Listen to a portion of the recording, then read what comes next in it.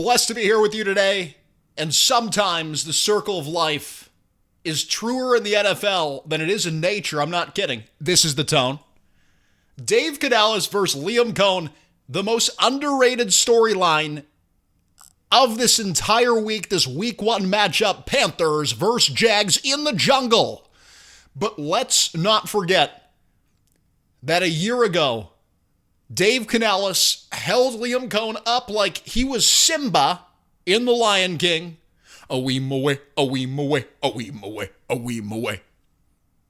And Liam Coen took over the offensive coordinator role in Tampa. Canales was there in 2023. And Coen is a McVay guy. Canales is a Pete Carroll disciple. They call him Pete Carroll disciple, like he was following this guy around in the Middle East or something 1,000 years ago. But that's what they say. Canales was replaced by Coen in many ways. And I do think a little bit for the Panthers coach, there's a little bit of, I want to show the world that I'm better than this guy. And you can't escape that narrative. Coen and Canales, both well-renowned in Tampa Bay. You talk to Bucs fans, they love both of them. Canales went 9-8 as an OC. Liam Coen, top 5 offense last season in Tampa. They like both the guys. Different schemes, different styles. And for that reason, on Sunday, I think Canales wants to prove to the world that Panthers beat Jaguars even in the jungle. Even in the jungle, a Panther takes down a Jaguar. It tackles it to the ground and wins the football game. And I wish Dave Canales was doing that in his press conference, talking about how the Panthers will win. And it will be Panthers versus Jaguars literally on the field on Sunday. This is a big game because you're in the humidity, and they're talking about the heat. Panthers.com writing about it. Dave Canales talked about it in his press conference. It's been 70s and 80s, been nice in Charlotte. It's going to be 90 and humid and nasty in Jacksonville. Jacksonville it's hot, it's sticky, it's humid, it's Florida football in the summer. It's going to be hot. It's going to be like Houston. It's going to be similar to Texas. I want to see how Canales gets these guys ready to go. This is a winnable game. This is a game you should win. And I want to see the defense especially, but the offense as well, come out ready to fire. Canales only called one game in the preseason. He called the game against Pittsburgh. But I'm having flashbacks to that week 2 preseason game in Houston where the offense did not look ready to go. They were slow. They were lethargic. None of that crap can fly. I know that they have some injuries going around. They're probably more than likely going to be without Ikem Ekwonu. Damian Lewis and Robert Hunt have been banged up, but they're looking like they're going to play. You need to be ready to go. This is a winnable game. This is a game you should win. The Panthers are in the same class. They're higher class. The Panthers are in a higher class than the Jaguars. I said it. Canales has a year. Coen, this is his first game as a head coach. Canales has a relationship with the quarterback. Trevor Lawrence and Bryce Young are very similar in many ways. Have struggled at points, have flashed at points. Some think they might grow into superstars. Others think they're draft busts.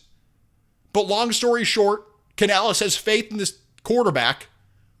Unlike last year, stick it to the Jags. Run the ball. The offense might struggle a little bit. The Jags defense is pretty good. It's probably the strength of their team. On defense, they need to get after Trevor Lawrence, and they need to be ready to go. They need to get over the humidity. Expected to be 90s and humid as usual in Jacksonville. That's not an excuse. They got to come out ready to go. And underrated point, this Panthers defense has a chance against this Jags offense. The Jags offensive line is weak. Scorton and Umamielen better be getting after the quarterback. Pat Jones and DJ Wonnum, the starters. It's time for them to shine. I think this is a good week for a Umamielen breakout game or headlines on Monday talking about how great Nick Scorton was. This is an opportunity for that. These guys need to be ready to go, and Canales oversees that. No coming out slow, no coming out lethargic. And I talked about it. Dave Canales compared to Pete Carroll. The Charlotte Observer, Alex Zetlow, did an amazing job. Headline, Dave Canales is a Pete Carroll disciple. And to the... Pete Carroll turned water into wine, if you didn't know. Dave Canales is a Pete Carroll disciple. And to the Panthers, he's just as rare. So Dave Canales getting a little bit of what would we call it? A spotlight. They're high on Canales. We're bowing down to Coach Dave. Dave Canales, he has a toughness like Pete Carroll, as old as time, wrapped in a humanistic, mindful, new age papering. Alex Zetlow with some bars in the latest article on the Charlotte Observer, linked in the description. This is an interesting article because Canales is well renowned by the Panthers. They seem to like him, crushed the interview despite the struggles last season. I think Bryce Young bailed him out a lot. It seems he continues to win over people internally. Go out there and prove it. Go out there and show why you're not just better than Liam Coen, who a lot of people are talking highly about. Canales needs to go out and prove that he does what great coaches do, and that is overcome adversity despite losing players. The Panthers lost Adam Thielen. He's dancing with Jay Jettas doing the Jalen Coker with the soft tissue injury. What great coaches do is they take bad players no one's ever heard of and they turn them into bona fide starters. Hunter Renfrow, David Moore, these are guys that are going to need to have good games early in the season. And I have faith in T-Mac, and I think he'll be a wide receiver one. You're going to need more than him. You're going to need more than him. Renfrow, he's your starting slot. Can he come in and have a 7-catch game? Great coaches get that out of those players. Belichick did it. Peyton Manning, remember that season where I think Reggie Wayne got hurt? They didn't have Marvin Harrison, and he was throwing the ball to Austin Collie, I believe an old Dallas Clark, and Pierre Garçon. Before Pierre Garçon he got good at the end, but washed up receivers, they all were good. They all were good because I believe it was Tony Dungy there at the time, and Peyton Manning getting something out of these players. No one heard of Austin Collie. He was moving hay in Iowa. I made that up, but you get the point. He wasn't a football player. Next thing you know, he's catching balls from Peyton Manning. They're winning games. What separates good from great coaches is they take players like that. They take the Hunter Renfrows of the world and they get something out of them. And I've complained about Thielen being gone. I've talked about Coker's soft tissue injury with the team. An injury the team thinks they could have prevented. I've talked about these things. Well, you know what? It's Friday now. Okay? It's Friday. They got to play. Got to play in 48 hours or so. They make it work. That's what great coaches do. If you want to compare Dave Canales to Pete Carroll, he's got to do what Pete Carroll would do. And that is jump up and down, do jumping jacks, and get the most out of his players. I found this interesting. Listen to this comment, Dave Canales on Xavier Legette, who's going to have a prominent role in the offense, we all presume. Here is the coach on Xavier Legette. What are some of the things he's worked on that the average fan might not notice right away on Sunday, but usually make a big difference? I think it's just work habits. He's a grinder. Sometimes he's a little bit of an overworker. That's just kind of the way he's wired. But I think it's just the play in and play out energy that it requires to be a great receiver. If you want to be a great receiver, you got to be available. You got to be out there, play after play, going full speed. We may launch you down the field 40 yards, and if that ball isn't complete, you're coming back and you got to be ready for the next play. And I think he's just really pushed himself to keep his energy and his speed up. I believe that was Sheeta Quick with the question. She asks, what has Xavier Legette worked on that the casual fan wouldn't notice? And Canales goes, he's a bit of an overworker. And he talks about the work ethic, talks about his willingness to be coached. And I told you about this a couple weeks ago. I said, this is all the same crap they said about Jonathan Mingo. He's always there. He puts in effort. He cares. It's a red flag. It's a red flag when he doesn't talk about the tactical aspect of the game, the utility of the player, what he shows on the field. Oh, he high points the ball well.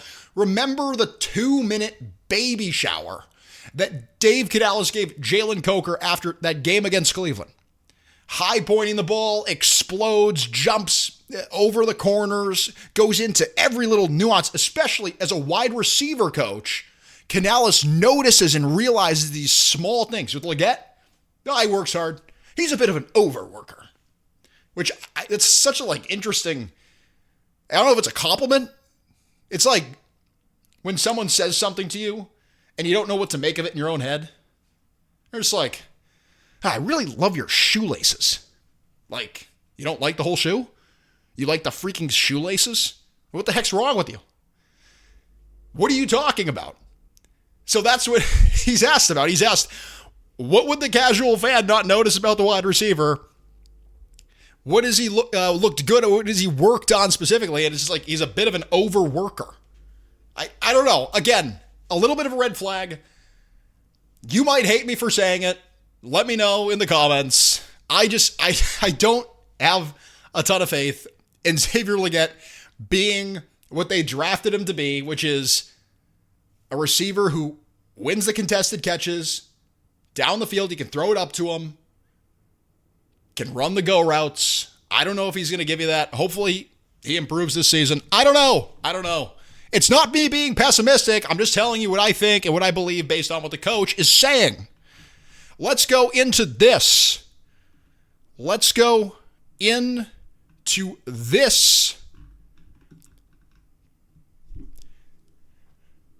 This Jags offensive line is incredibly weak. Evero, a little tidbit, worked with Liam Coen while in Los Angeles. There are some advantages that the Panthers have against this team. Whether it's Evero's understanding of the McVayian offense.